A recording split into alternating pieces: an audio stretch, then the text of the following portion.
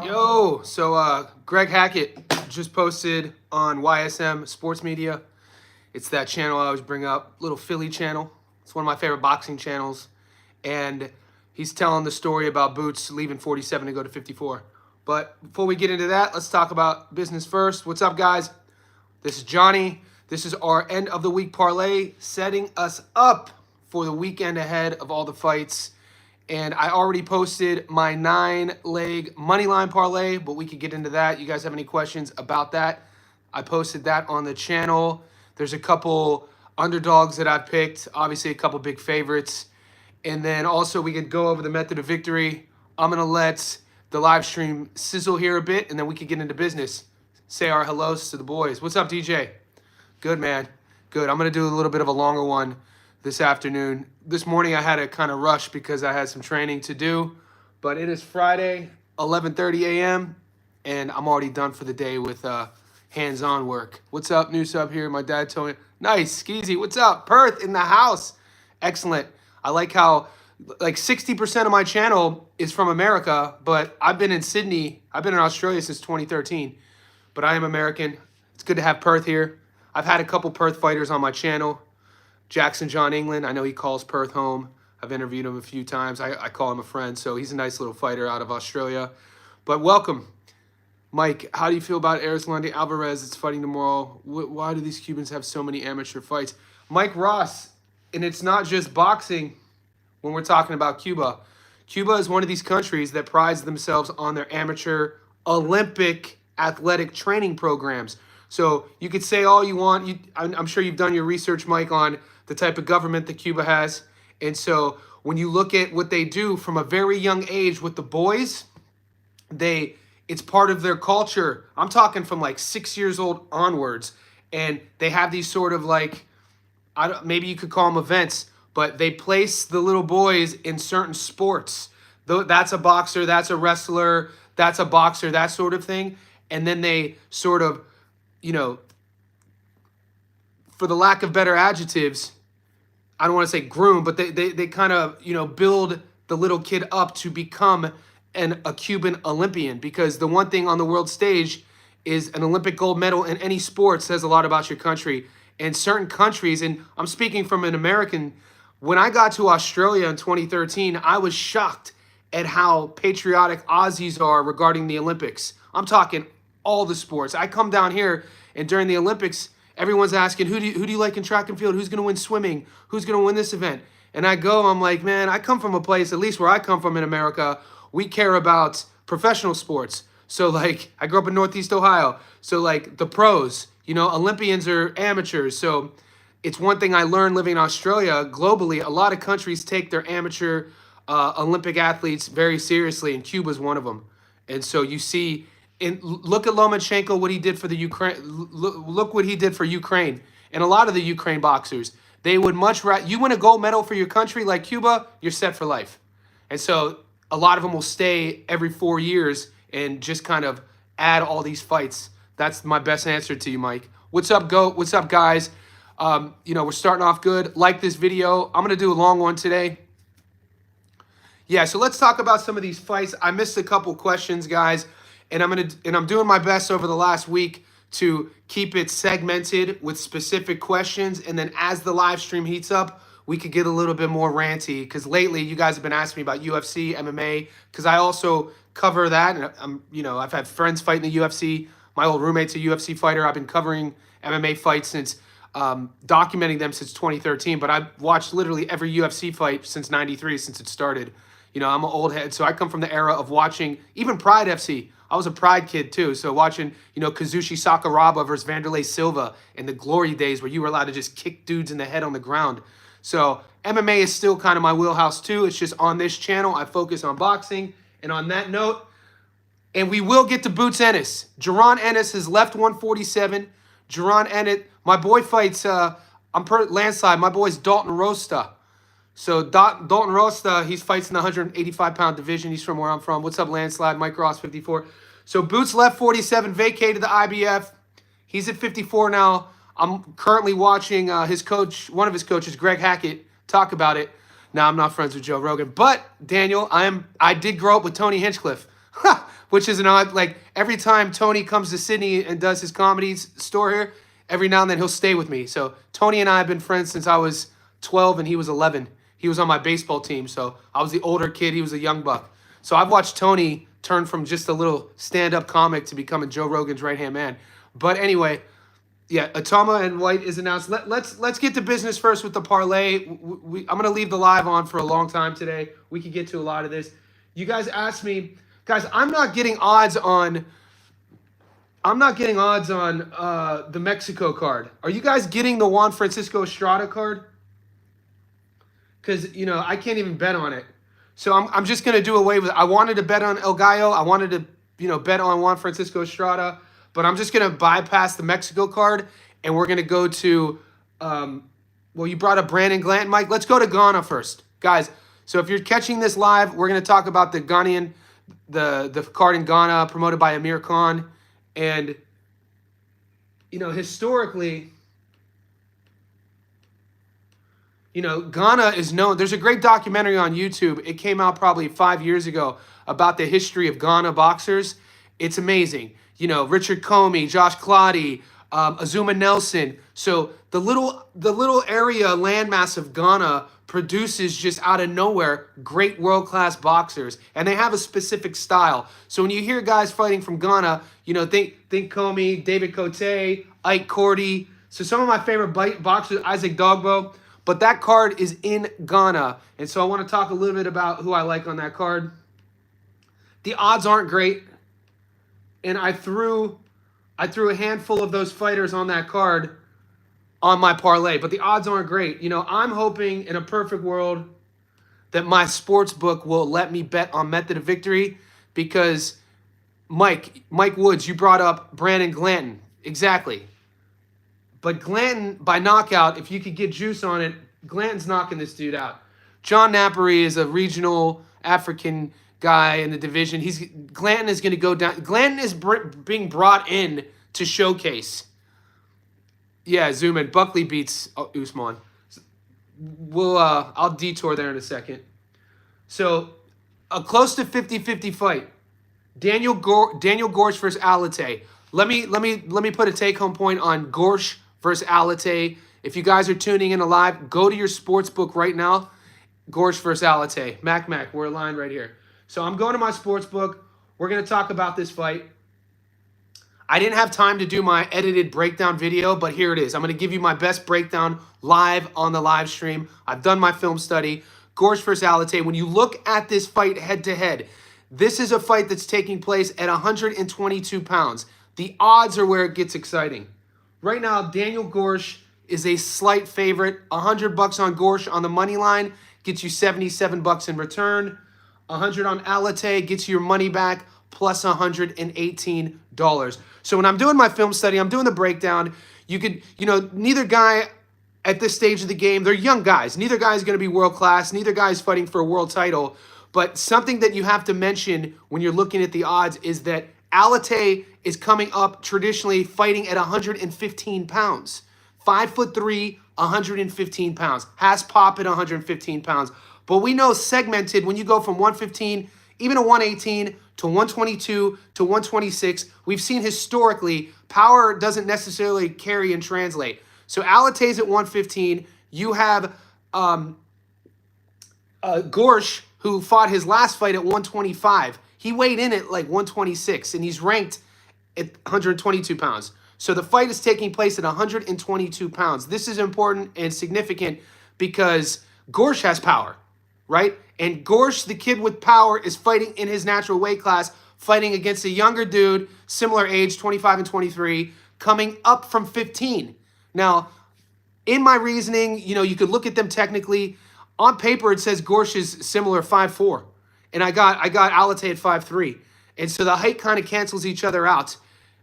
And, well, I couldn't imagine being a grown man and being 5'3". Goat. We can't handle our genetic. You know, the one thing we don't control is our genetics. I think a lot of fight fans would be kind of shocked if you ever meet your favorite boxer in person.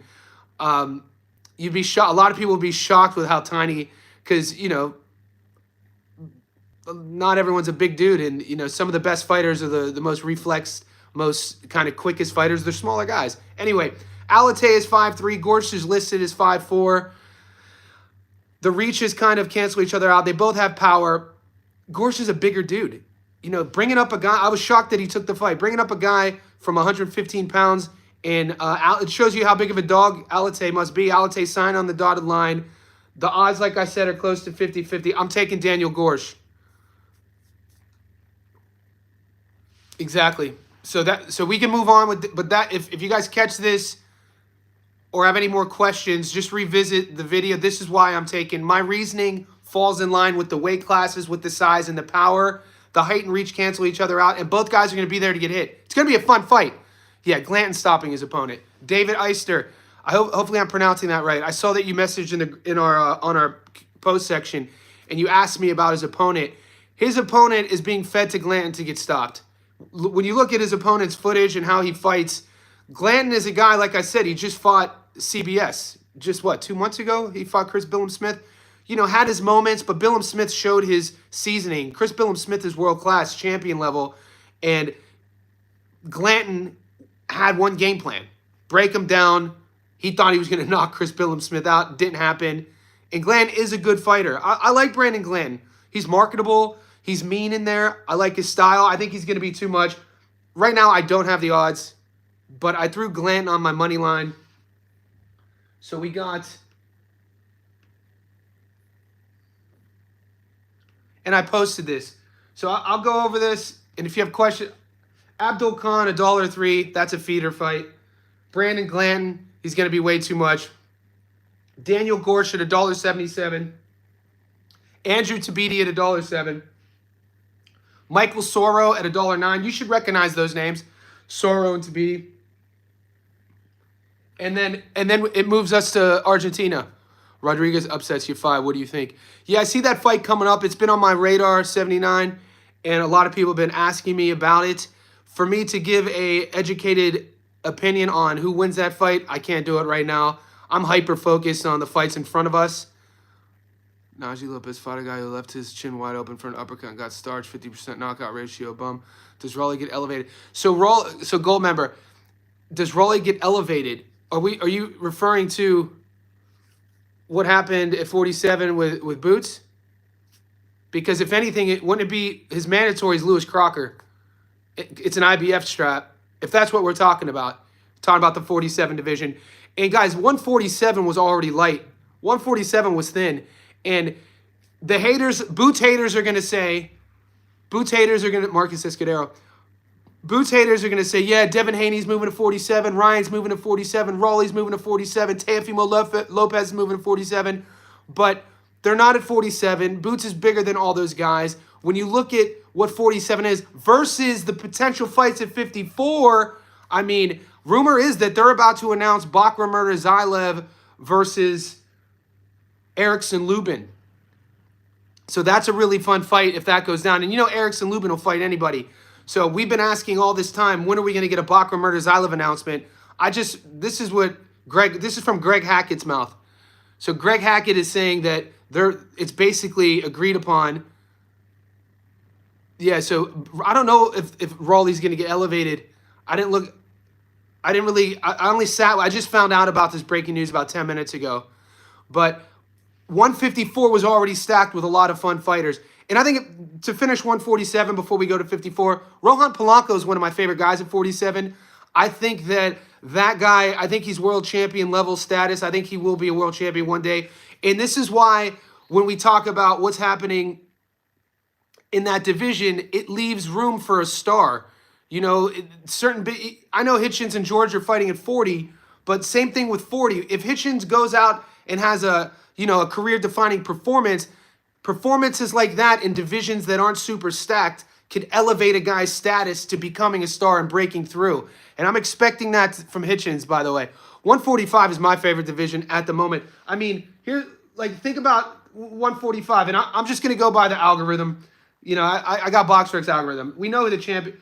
Bud Crawford, Murtazaev, Virgil, Xander, Keith Thurman, Majumov, Boacek, Fundora, Lubin, Tim Tszyu, Jesus Ramos, Charles Conwell, Chino Perez, who's fighting Xander Zayas next, Bakary Samake, nobody talks about. Connor Ben, Yenis Tellez, nobody talks about. Joshua Kelly, my guy, I'm a big PBK fan. Callum Walsh, I mean, say what you want about him. Isaac Lucero, Katsarakis, nobody talks about. Brandon Adams, what happened to Brandon Adams?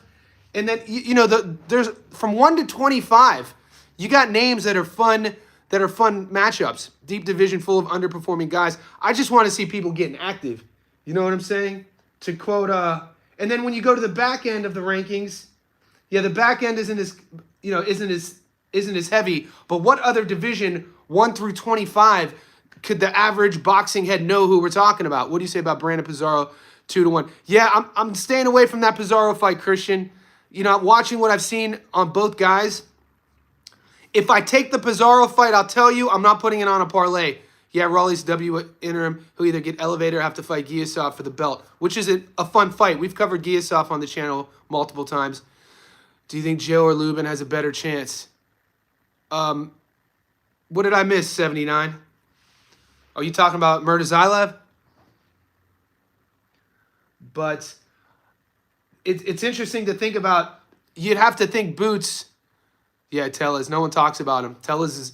You'd have to think that Boots going to 54, he already has something offered. And Hackett really didn't say what or say who. But you'd have to think for him to vacate, he has something offered. Maybe Boachuk? Or does Boots go right into a title of 54? I'm not high on 54 like a lot of people are, even though it's a fun... Okay, personally, David, then what division do you like?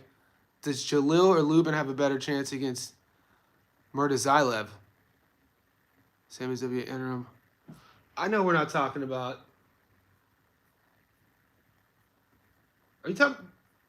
I don't want to put words in your mouth, but hopefully I didn't read with the fighter I think you mentioned against Murtazaev. I don't think many fighters have a chance against Murtazaev. I think Murtazaev is a nightmare, especially if you have a Bakr Murtazaev who's not doing a camp during Ramadan. Because we saw what he looks like during Ramadan. He still won, but he got hit a lot. And then we saw what he looked like when he didn't fight when he was fasting, and that was against Zoo. I just want to see him. You want to see him stay active. I mean, what's Keith Thurman going to do? Boachek or Boots, but it could be a stinker like Karen. I didn't mind the second Chukichin fight, actually. Way better than Hackett. Yeah, I didn't even answer that, Zach. I was like, I know you're not talking about Jalil Hackett. I mean, I didn't want to answer, and I don't want to offend anybody. But I was reading Jalil Hackett, I'm like, what are you, for real? Maybe you see something I don't see. We're talking about Murtazaev? I don't know. Maybe, yeah. I'll leave it at that. I think Bachram is a real boogeyman. De La Hoya admitted he told Virgil not to fight him. Just in terms of, you have to make business decisions with styles. And Virgil's style is, I'd love to see it. Mr. P, I posted it. I posted my parlay, the 9-legger. It's already on the channel. You can have a look. It pays about 8-1. Guys, you have to remember, in Australia, my book forces us to do three-way parlays. He beats Virgil by another fight, Murtazaev. Yeah, to say that Murtazaev beats Virgil. I don't know. Virgil could crack. Virgil, I know he's, he gets knocked down, gets up. His style is really fun to watch. It's tough for me that style, Murtazaev versus I think Virgil is a little bit more classier than people give him credit for in terms of, we'll see. I need to see more Murtazaev too. Because 2 rounds against Tim Tszyu coming straight on one line without moving your head, it's a tough look. And then Murtazaev in his last fight actually didn't look that great. If we go before the Tim Tszyu fight. You know what I mean? So, I know Murtazaev's the boogeyman. 23-0, 17 knockouts. But when you watch the Jack Colque fight, Colque knocked him out in the 11th. He got hit a lot against Colque, the Robert Valenzuela Jr., which is wild. Was an 8-rounder. His resume isn't filled with guys who jump off the page. He hasn't been that active since 2022. He's fought twice in 4 years. You know what I'm saying? So even though Murtazalev's record is legit, and we saw what Murtazalev did to Zoo, I don't want to say I'm not sold on Bakram Murtazalev, but to say that he would beat Virgil, I don't know if I agree with you. I've seen Virgil come up, gradually find 154, which it looks like it's his more natural weight class. Solid, we've seen him overcome adversity. That performance against Madrimov, I mean, back to back, going from Boacek to Madrimov, Virgil Ortiz is battle tested. He's the real deal, man.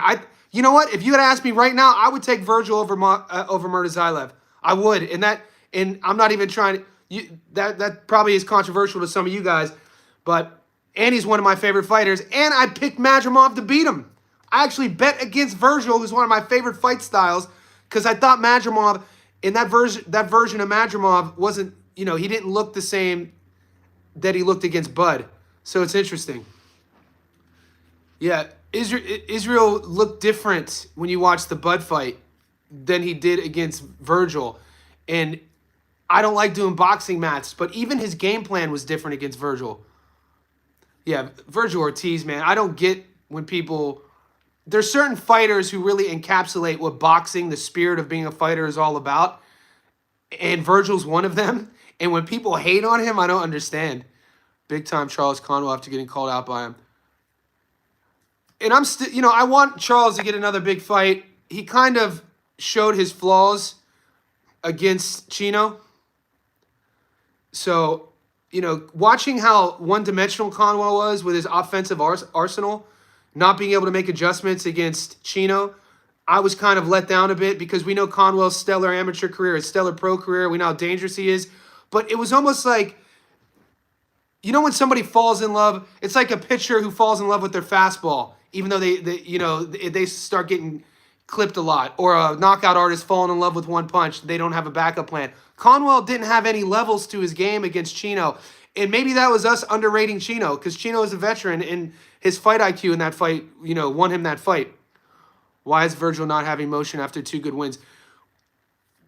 I think that if I'm Virgil Ortiz, my next fight's a world title fight, right? That's a good win. Conwell trouble with Abreu. Yeah, LaManna knocked out. Good point, Crazy. Good point. And and like I said, if you guys follow Ohio Runs Boxing on Instagram, and he loves Conwell, but he was straight up with me. He told me how it is. He was like, look, Conwell struggles with layers at this moment. He was like, he needs to add different layers to his game. And I just kind of got, I think, enamored by the record and what he looked like when he was at his best. Because sometimes when I break down fights, one of the gauges I do, if it's a close fight, is like, all right, what does this guy look like at their best? This is if both fighters are in their prime. Not like Nonito Donaire versus Andres Campos, because this logic doesn't work there.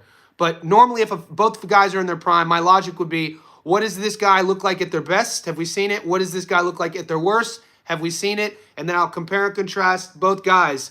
And so I was, Conwell at his best. I felt like we hadn't, the version of him against Chino, I had never seen him not be able to pull the trigger or make an adjustment, even though Chino fought him on the ropes the entire time too. And that was a brilliant game plan, staying there and forcing Conwell to make the adjustment. But all Conwell did was keep his head on Chino's left side, and he couldn't hit him. And he's just doing a lot of that. And yeah, Chino impressed me. I became a fan that night of Chino. And I think he's going to give Xander Zayas more problems than people realize. Because the one thing that Chino has over Xander is experience. And Xander's still young, 22 years old, big for the division. Xander cuts a lot of weight. I think Xander's probably going to end up 160. I don't think Xander stays at 54 too long. Yeah, I'm Next Gen Combat. To answer your question, we got that fight next week, Brian Norman Jr. against Sasaki. I haven't posted it yet. I've done my video. I'm going to upload that after the fights on Sunday, my Sunday. I think Norman stops Sasaki. I think Norman, only because Sasaki, he's not really a well-polished, world-class fighter. He has good crack. He's up for it. He has a puncher's chance. He could win the fight. But when I take all of those attributes that Sasaki has, I just like what Brian Norman has more, and I like how Brian Norman goes about his business more. And I'm high on Brian Norman Jr. I think he's the real deal, and he's young. What do you think about Clapback Thursdays coming back? I watched it. Did you watch it?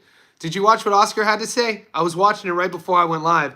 Oscar spent 6 minutes talking about the TKO promotion, Dana White not being a promoter, the UFC being in debt.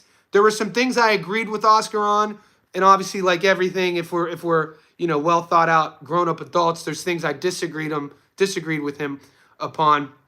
He talked about how fighting on September 13th, how the fight's happening during the day and the UFC's fighting at night. Not showing the respect. I kind of agreed with him there, but I'll leave it at that. Guys, we could talk about that at another time. Any questions on the parlay, guys? Yafai winning. What's the reasons? 79 in the house. Yeah. Fernandez. Okay, let me get to that. Somebody asked me who you got and why aren't you putting it on your parlay? Fernandez versus Ricardo Nunes. To answer you, Ola, is that if I don't know fighters and if I haven't done my due diligence on film studying, guys, and I see a fight that I'm kind of iffy on, I just don't bet on it. So I'm not one of the, even though you guys have seen me put up a 22-leg parlay, 15-leg parlay, that doesn't mean I pick every fight. There's fights that, like, I'm not betting on Ohari Davies. There's certain fighters I won't bet on. Kazuki, yeah. Kazuki is on my, I'm waiting to see if I could get a method of victory on Kazuki. But you're talking about Nakajima versus Oshima. Let me answer your question, though, about Fernandez. Fernandez versus Nunes. C-level fight. That's on the...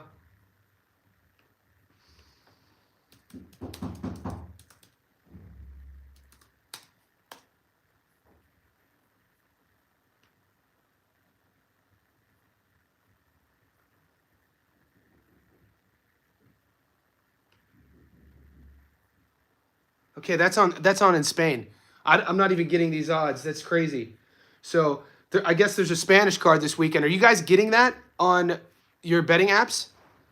Antonio, what's up? Are you guys getting because somebody just asked me about John Fernandez versus Ricardo Nunes. It's for the WBC International Silver. And guys, we know that the WBC Silver in any division, whenever you win that fight, hopefully you fight for a title next. Fernandez 26-3, fighting Nunes 26-6. Fernandez is showing that he's the favorite, but I don't know if I agree with that. Fernandez hasn't fought in a year. He's coming off a UD. Ricardo Nunes, I thought we just saw him fight. Didn't we see Nunes is coming off of that UD? Yeah, we just watched Nunes fight in Panama. Yeah, I'm staying away from that fight, guys. I'm staying away. Is high in the WBC top 5, I think. I know, and he's the underdog.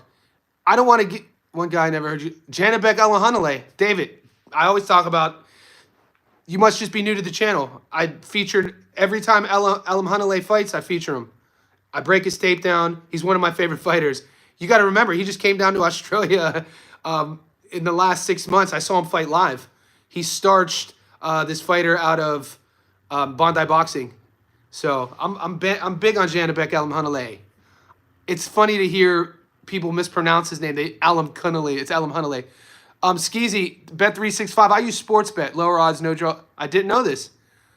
So is Bet365 no draws? No Diddy. I'm going to put that in my notes. No draws, no Diddy. I'm a comic now. McGrill, Bet365. I'll check it out, McKeezy. Yeah, because Sportsbet down here, they force you to do the 3-way, and the draw kills you. But to put a book note on the fight card in Spain, even though Fernandez is the favorite, I like Nunes in that fight, actually.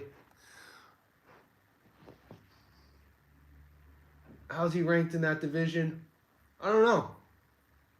I mean, what are his biggest wins? Corrales, Vicente? Yeah, he lost 3 in a row. Every time he kind of stepped up. Yeah, Rikishi knocked him out. So, and we just watched Rikishi fight. So maybe not. Yeah, I'm not betting that fight. Don't hold me to that fight. I didn't study it. Rikishi is a tough out. Rikishi knocked Nunes out, and we just saw what Sugar Nunes did to Rikishi.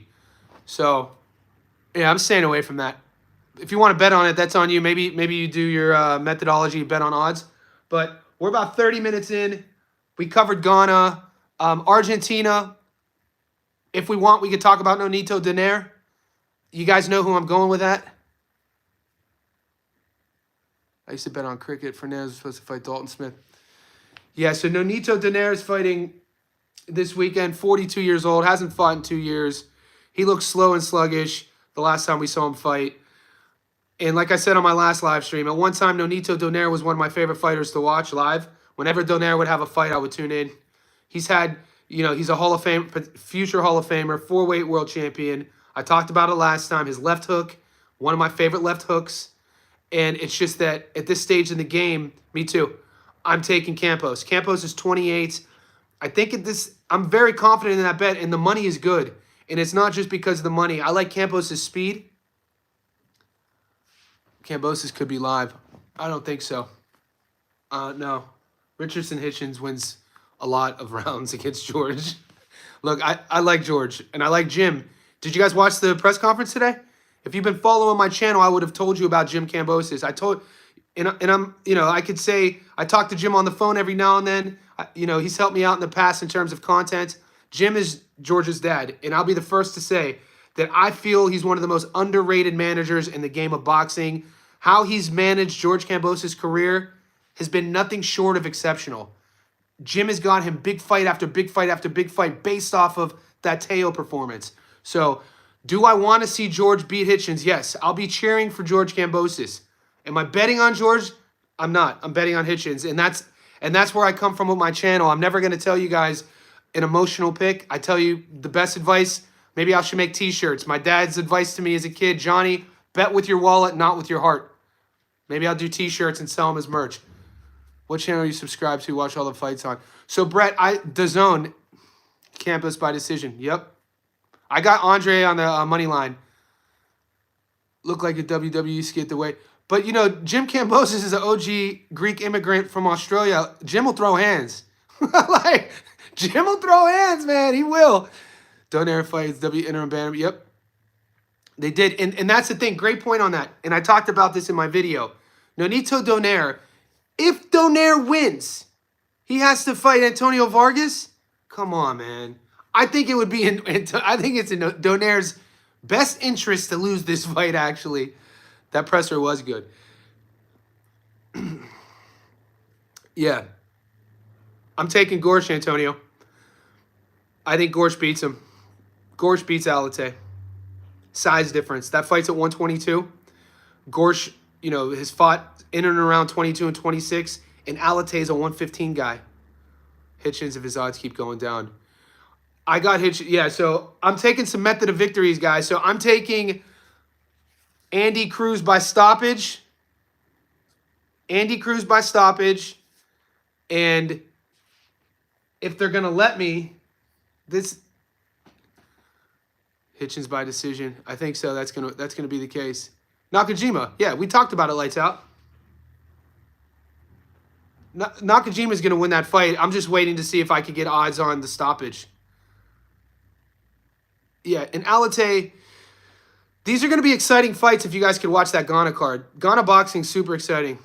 The odds keep coming down because the money keeps coming in. Do I have Campos? And that right now, Ola, I have Campos on. Campos, the odds on the money line are so good, you could add that to a parlay and juice it up. Why risk? If you want to risk the decision, which bumps the odds, put that on its own ticket. Maybe take Campos by decision and Cruz by stoppage and see what that pays. But whenever the odds on a dog that I really feel is a live dog like Campos, I don't even, on the parlay, I don't even mess with the decision. I don't think George wins. I think he loses split decision. I could see it happening. I'm just siding with, I really like Gorsch against Alate. Like I said, they both have power. One has power at 122 pounds. One has shown power at 125 pounds. And the other guy has power at 115. This fight's at 122. So you got to think about rehydration. And yeah, I really like, the size cancels each other out in terms of reach. One's 5'4", one's 5'3". Based on where their power is in their careers, I'm always going to side with the bigger guy who has power, especially when he's not dropping a weight class. The smaller guy's coming up. That's my reasoning. Could I be wrong? Yes. Is it a close fight? Yes. That's why the odds are close. So, we're not I'm not a mind reader, but just so you guys know, the longer you stay on my channel, the reasoning behind things are going to come down to me studying the fighters, knowing the fighters, and then seeing what they look like in past fights. And whenever you see guys coming up or coming down, you got to take that in consideration, guys. And I have to admit right now, because everybody's been asking me, Canelo versus Bud, obviously I'm a Bud Crawford fan, but I was, I don't know if we'll see what happens. Going up to 168 is the narrative. Don't get it twisted. It's not like that seeing them at a press conference and Bud's filled out. The narrative is, Bud fought once at 54.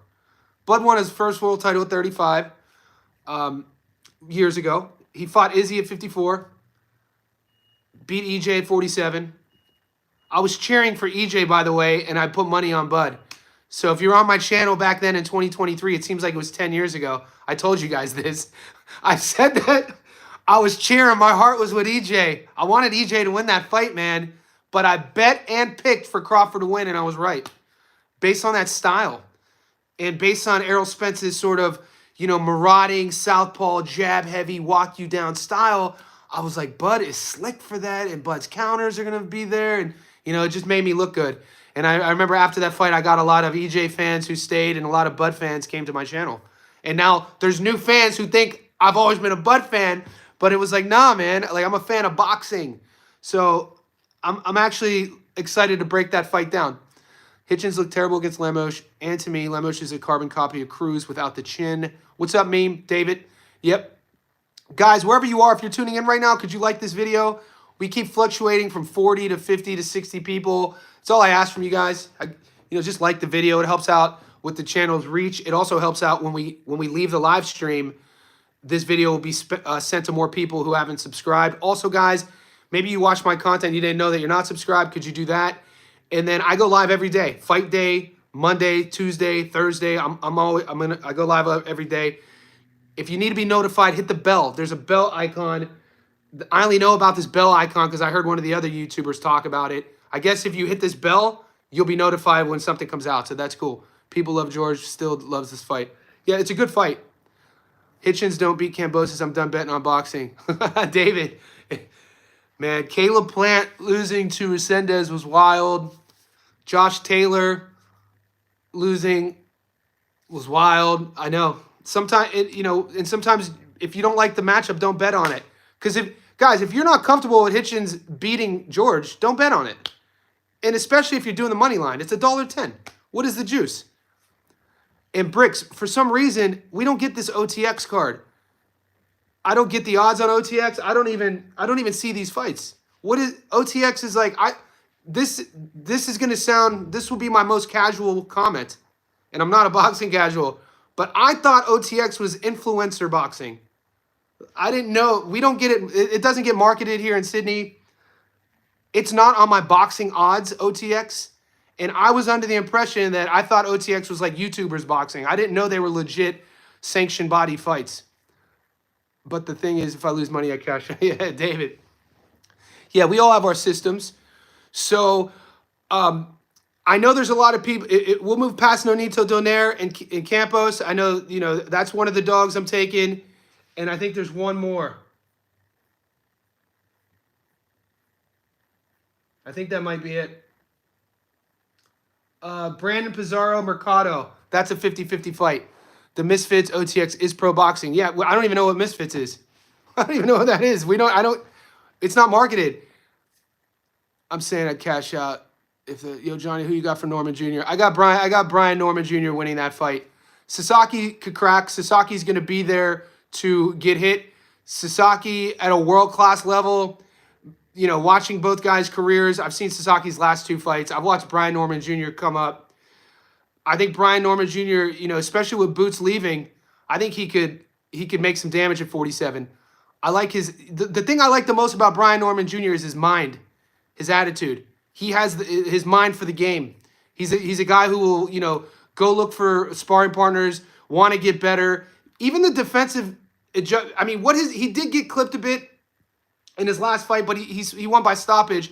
And breaking his last fight down, we talked about, I want to see Brian Norman Jr. be a little bit more defensively sound, especially when you're exchanging. And he did that. So I'm seeing Norman Jr. leveling up with each fight. I like him. By the way, if you guys want to know how to watch Gorsch fight, DAZN. Yeah, so down here in Australia, DAZN is the main one we have to. So that I paid for the subscription, and I see the Africa card, and like this is gonna sound crazy, guys. We weren't able to see the Keyshawn Davis card last weekend. I couldn't even pay for it. It wasn't even offered. So that's why I get cut. It's kind of frustrating sometimes. What about Hani Barcelos versus Cody Garbrandt by stoppage? I talked about that. And I talked about this fight on the last stream. When we talk about Cody Garbrandt, you got to, his hand speed world class.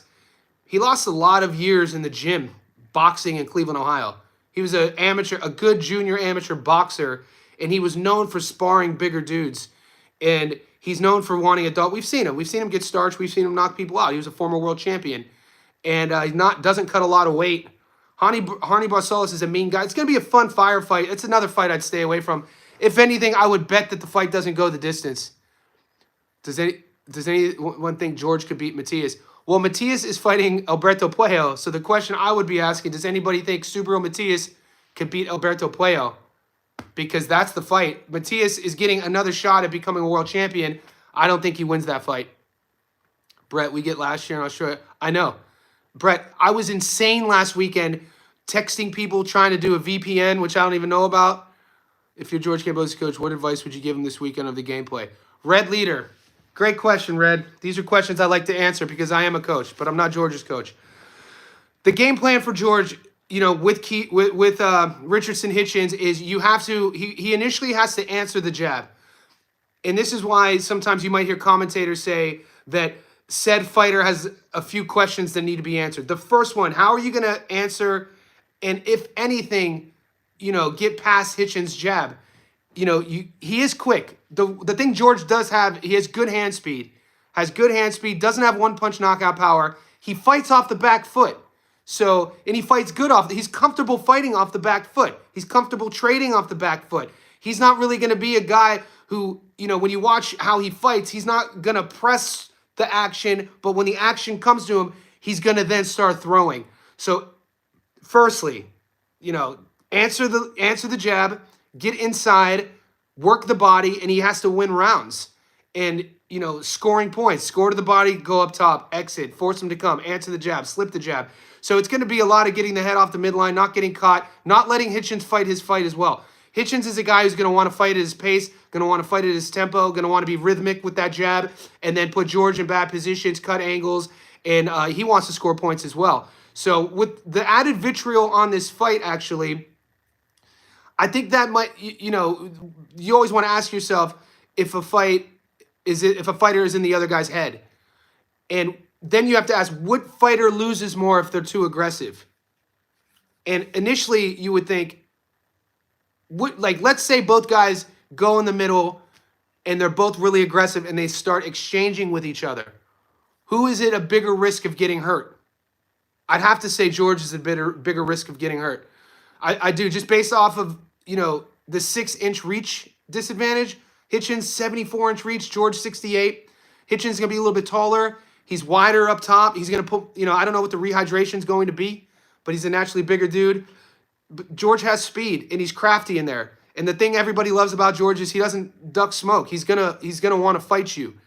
And I think this is why I think this is a great opportunity for Hitchens to have a viral moment. And I do. I think, he's already a champion at 40.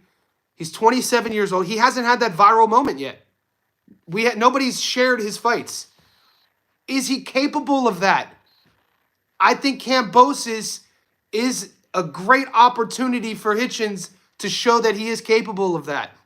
We know he has a chip on his shoulder, and I'm cheering for George, but I think that Hitchens could stop him. I do. Am I going to bet on that? I don't know. I'm going to wait a little bit. I'm going to think about it. I think George is actually tailor-made for Hitchens to stop him. If Hitchens is who he thinks he is, and then you have to ask yourself, if Hitchens goes about and just wins every round, maybe, and he gives away a couple rounds, he's still a champion. But then when you ask yourself, do you want to see him fight? Could he beat the other guys? Could he beat Puello? Could he beat Gary Antoine Russell? Could he beat Teo? If he just goes in and just win rounds. He has to know. People are in his ear. He wants that lifestyle. You could tell. He wants to be like Tank. He wants to have the cameras on him. All right, fight like it. Stay in the middle. Fight like it. Let me see your chin. I don't even know does he have a chin? We'll see. We'll see. In my film study, I think he does too, Mac. I'm cheering for George. My heart's with George. I want George to shock the world. But I'm also expecting Hitchens to look great come fight night. I'm expecting him to put on a performance. He's watching all these guys, and when you look at Hitchens, who he came up with in the amateurs in America, a lot of these guys, even though, he is a world champion, a lot of these guys have gotten more pub. Hitchens don't brawl, he's going to hold. And if he does do that, that's going to play into George's game. The Lemos fight is definitely a blueprint, but I think Hitchens has improved since. Me too. And so leveling up happens in slow stages until you have like a viral moment. It's hard for us to see that fighters are leveling up fight to fight if they're doing it methodically. And Hitchens is doing it methodically. Hitchens beat Liam Perro, and Perro beat the Boogeyman. So, I mean, that's a great victory. We can't undervalue. Everybody talks about the Lemos fight. Everyone talks about the Lemos fight. But, guys, have we ever talked about what Lemos, maybe it was because Richardson Hitchens took a lot away from Lemos and then Keyshawn finished them off. Do you know what I'm saying? So that's never supposed. People just do the boxing math and just go, Richardson looked like this against Lemos. Keyshawn looked like this. So this guy must be worse than this guy. Or you could go about the other route. The guy who lost both fights, how much did he also lose of what he has in the tank against the guy who didn't look so great because he didn't finish him versus the guy when he got stopped? So that's definitely a conversation that needs to be had with that 140-pound champion list as well, which all of us right now, I would put Hitchens at the bottom right now. I would. If there was a tournament between champions right now and we had to rank them, I would go I would put GAR at the top, and then Teo a close second, and then Puello a close third, and then I'd put Hitchens at fourth. But if Hitchens goes in on fight night and starches George and stops him and looks amazing and has his moment, then my list would change, because then we would know what Hitchens is capable of, and then I would like to see Hitchens versus GAR. Or I'd like to see him against any of those champions. But right now, if he goes in and just wins a decision and it looks like an atypical Richardson-Hitchens fight, this is why boxing's so exciting, the storylines. Yeah, GAR is my guy. GAR, mate. As an Aussie, I really hope Hitchens doesn't beat two Aussies back to back. And great point. And what gets lost in all of this is Liam's career, because nobody wanted to fight Subriel. And if you watch, we covered that fight. We broke that fight down. Liam versus, going to Puerto Rico, and no one wanted to fight Matias. Matias was taught, he knew it. He thought that he was going to be able to use his backhand and just beat Paro, but Paro could box. He became a world champion. And we broke down Paro versus Hitchens, and I thought for sure Liam was going to outbox Richardson Hitchens. I thought for sure Liam was, granted it was a split decision, but Hitchens, I thought Hitchens did do enough to beat Liam, and, that's him coming down to Puerto Rico and taking Liam's belt from him. It's a big accomplishment. 27 years old, it's a big accomplishment. No one talks about it. Guys, it's hard to become a world champion in boxing. It is. And sometimes, depending on what stage of a guy's career, we only get to see what they give because, these are tactical business decisions. I know. I agree about Liam. Even when Liam, went to my hometown, near where I'm from, Cleveland, Ohio, and he beat Montana Love, the way he did it, he was an underdog that fight. And then, he wasn't getting the pub. He wasn't the A side against Montana. They thought Montana was going to beat Liam. And then when Liam fought Brock Jarvis, same thing. Due to the Jeff Fennick aura down here in Australia, Brock was getting all the pub. It wasn't Liam, and then Liam starched him. And so I think that we kind of forget about Liam a bit, specifically how Richardson beat him. You can't just forget about that. So rather than talking about how he looked against Lemos versus Keyshawn against Lemos, we should talk about what Richardson did to get the belt. What time is the Africa card tomorrow? No, go 2 days. So tomorrow, it'll be 2 days from now. So the New York City card will be our Sunday afternoon here in Sydney, and which will be a little bit earlier for the Perth boys. Hey, Johnny, is this the time for parlay? I've already done it. Tomas, great question. Guys, if you're here waiting for the parlay, I posted it. Was he a slight favorite? All right. Was he supposed to win? I mean, did you gamble on Liam to beat Montana? I did.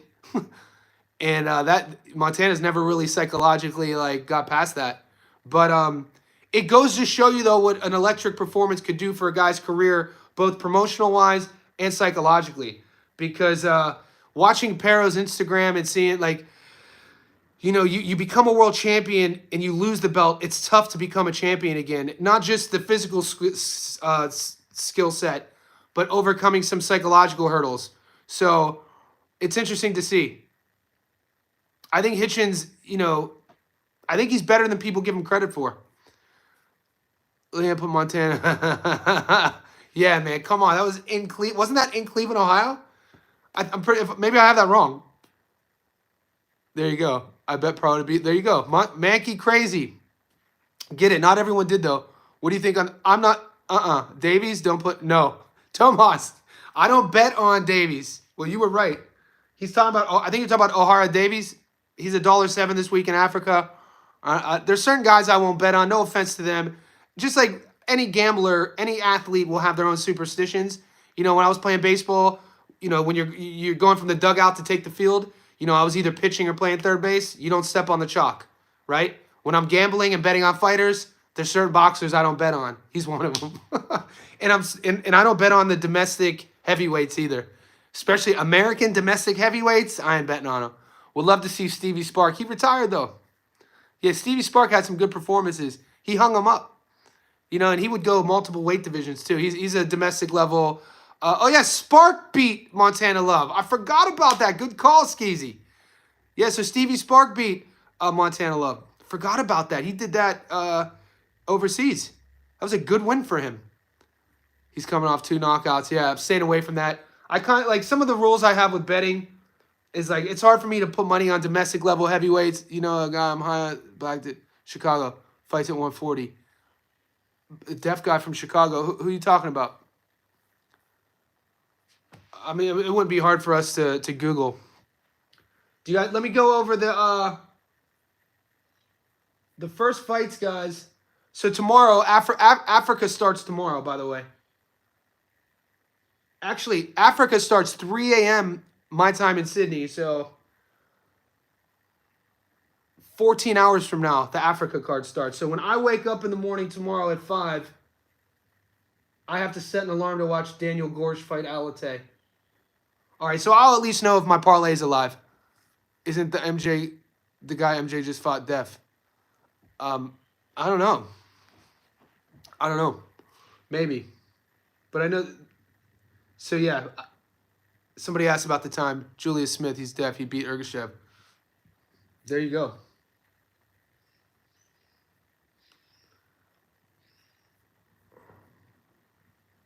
Okay, where are we at? You guys were asking about...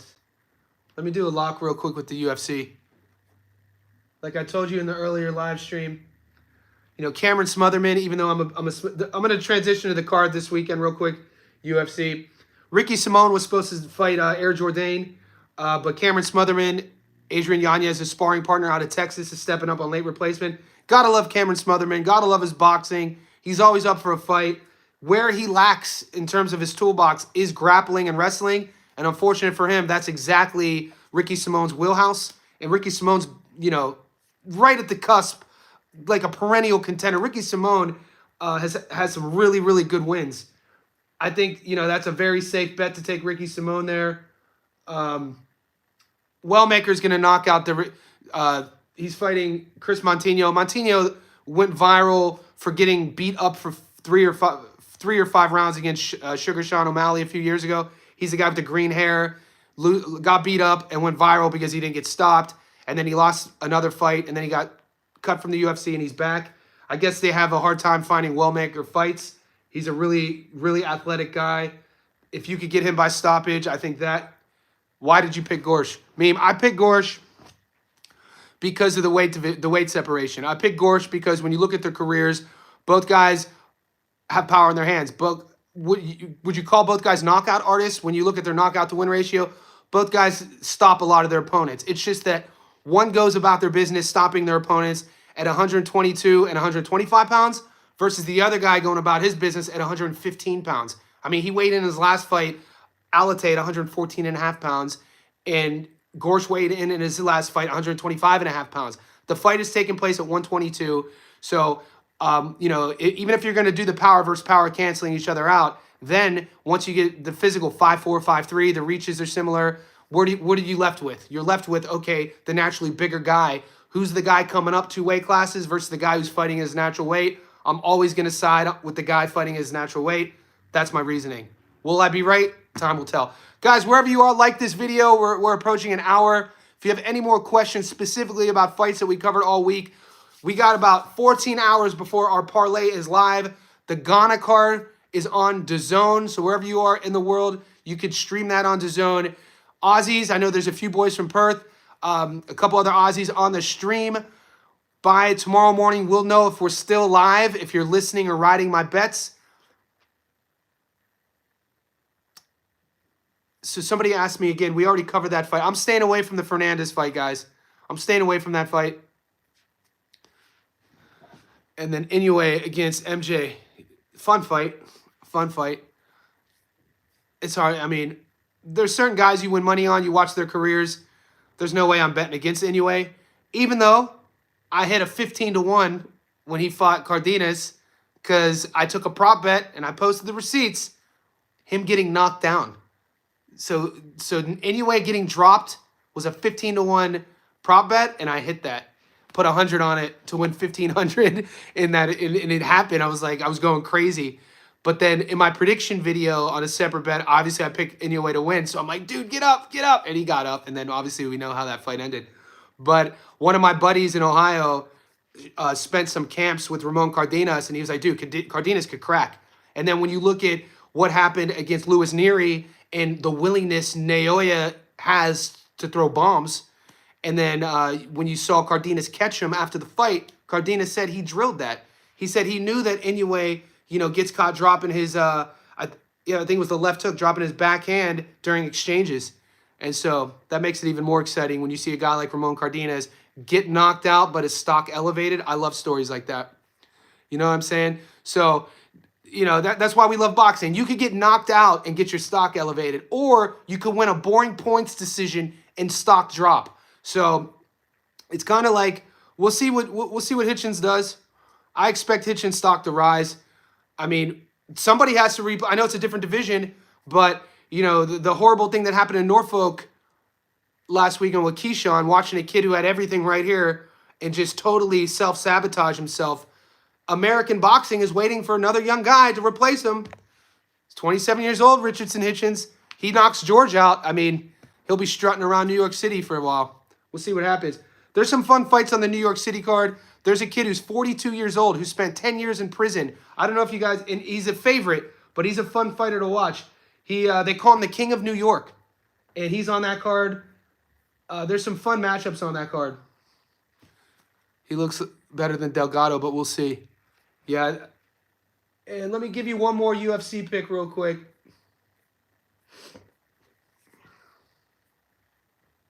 Yeah, Rose versus Maverick. So Rose Namajunas fighting Miranda Maverick. Rose is $1.41. I like her. You know, if you're picking UFC, I think she's going to be too world class for Miranda Maverick. I think Maverick's game plan is a little bit too one-dimensional, even though she has the youth. And Michael Chiesa will be too much for Court McGee. Their grappling and wrestling will cancel each other out. Chiesa's real long and real awkward. I think he's going to submit Court McGee, even though Court McGee's tough as nails. And then Paul Craig, if you're looking for an upset. Paul Craig, 420. We know what Paul Craig has done in his past. You know, he'll pull guard and get you in a fucking rear naked. And he could get the upset. He's a big underdog. Stylistically, we'll know what Craig is going to want to do against Rodolfo. And I might sprinkle a little on Craig on the underdog. But we'll see. I took Pizarro. I stayed away from that fight. Let's see what those odds are real quick. Pizarro versus Delgado. Batista versus Delgado. If Delgado should be able to beat Batista, guys. And then see Pizarro versus Mercado. Why are you taking Pizarro there? I think, it's a 50-50 fight. Amir Khan's coach when Breedis knocked him out. I mean, Mercado, no one's picking Mercado to beat Pizarro here? Pablo Valdez is the guy I was talking about. Thoughts on this parlay? Dev, Zaquin, Maka putting together. Yeah, Zaquin Moses, huge favorite. He's going to win. Nishant Dev's going to win that fight. So his boxing skills. Okay.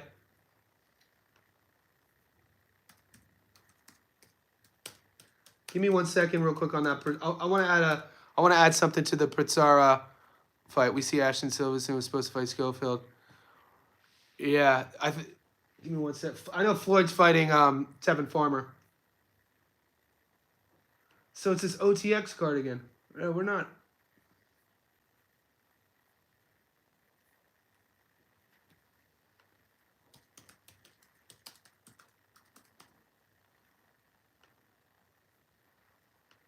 I'm not even seeing odds here. So they're fighting at 130. Where's Mercado? We last saw him fight Machuca. I mean, his resume's all right. Where's Mercado? Super lightweight, 30. He's coming off a UD and a draw he drew against Rubalcaba. I mean, it's a decent fight. Ennis, he won a decision, and he lost to being Slarnov. I just won money on that guy. I don't know. I don't like that fight. You think Pizarro versus Mercado is going over 8.5? I could see it going over 8.5. If anything, it's a 50-50. It's a 50-50 fight. I guess it'll come down to if you like Pizarro due to his technical acumen and his skill set, but throwing a 50-50 fight on the 9-leg parlay. The riskiest fight on that is obviously taking Castro. I don't want to say that's a lock, but I actually feel more comfortable taking Castro at a $3.30 than taking either Mercado or Pizarro at $197 either way.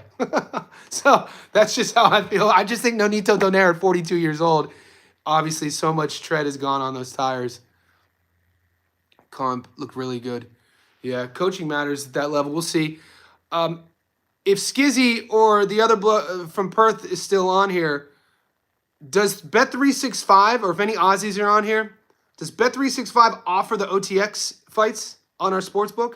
Because I know Sportsbet, my app down in Sydney I use, I've never been able to bet on OTX.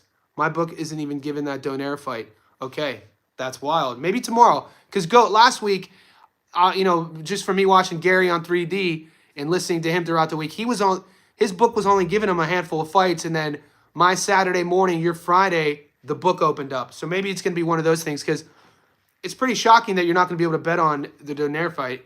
It is a title eliminator. I mean, four-time, 4-weight champion, future Hall of Famer. You think that you'd be able to bet on that? And Campos, I mean, he fought Sonny Edwards. He looked good against Sonny Edwards. Took him the distance. We know Sonny at his best. Sonny's a good fighter. Sportsbet. Makey, I don't see it. Offers OTA. So I have the app open right now. I don't have...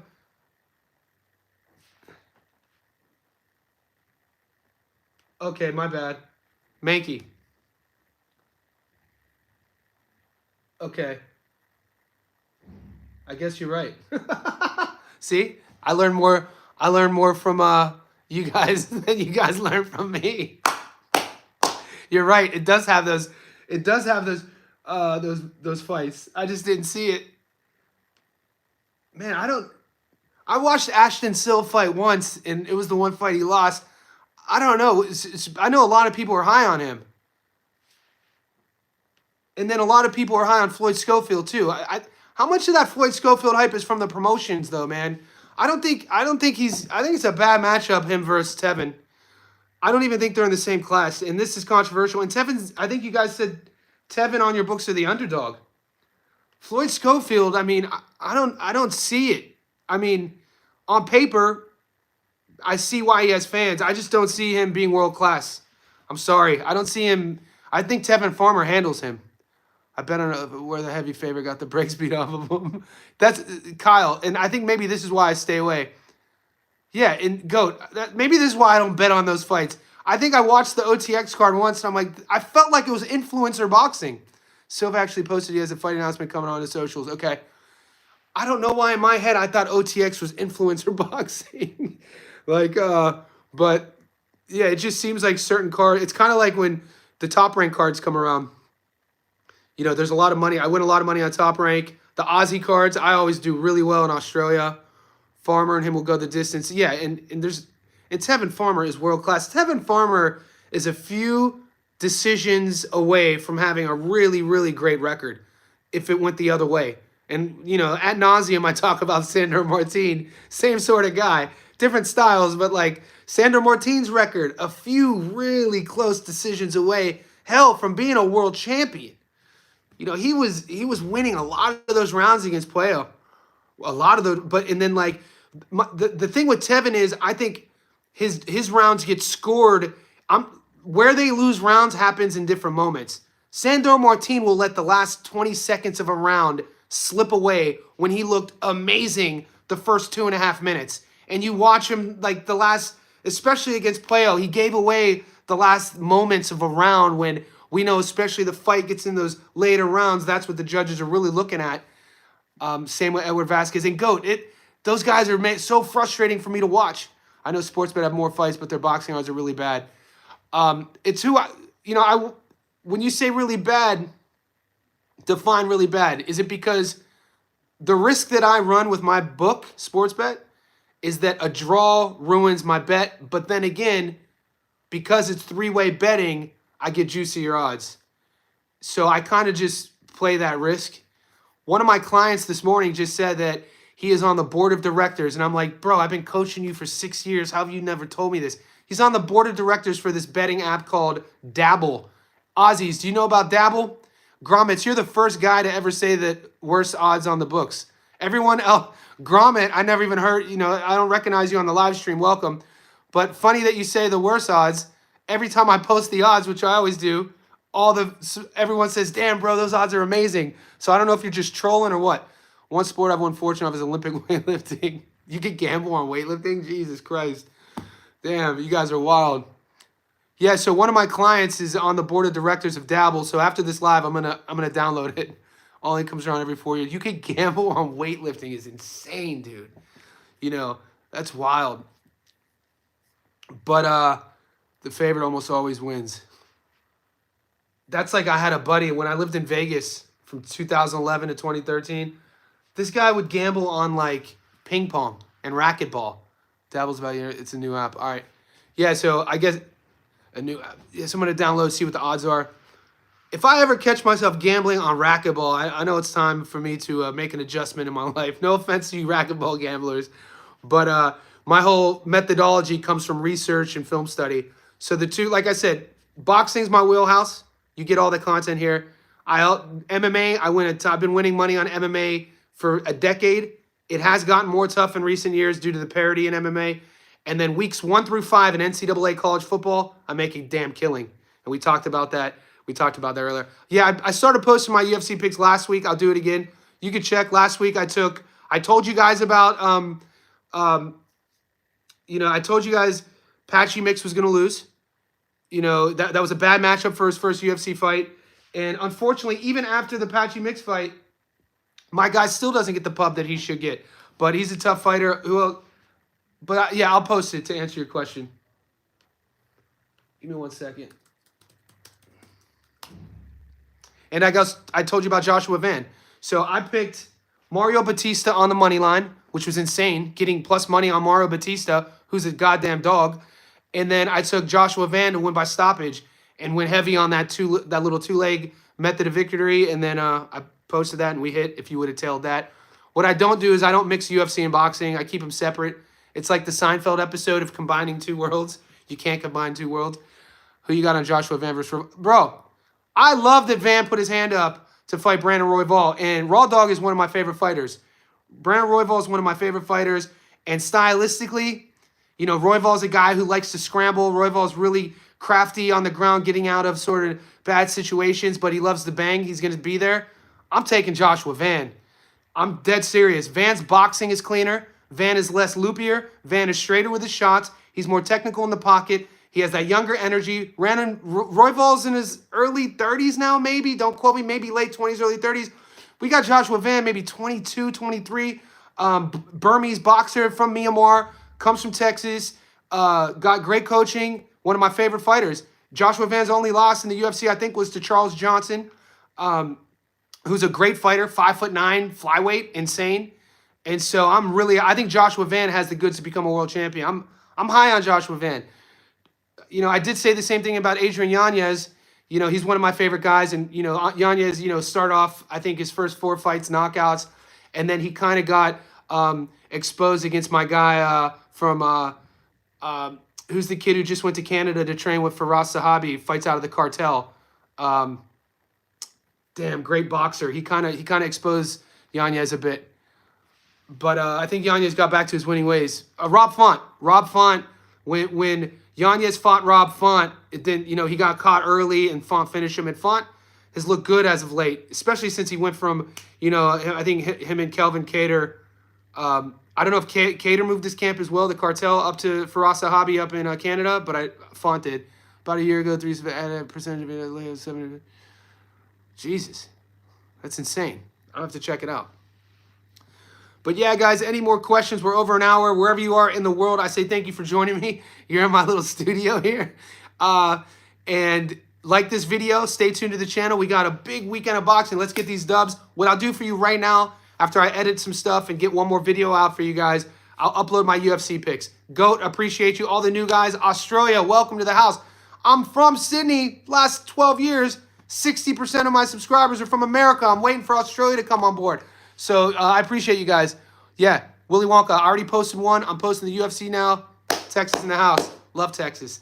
Love Texas. Everything's bigger there. Stay up. Let's get this money.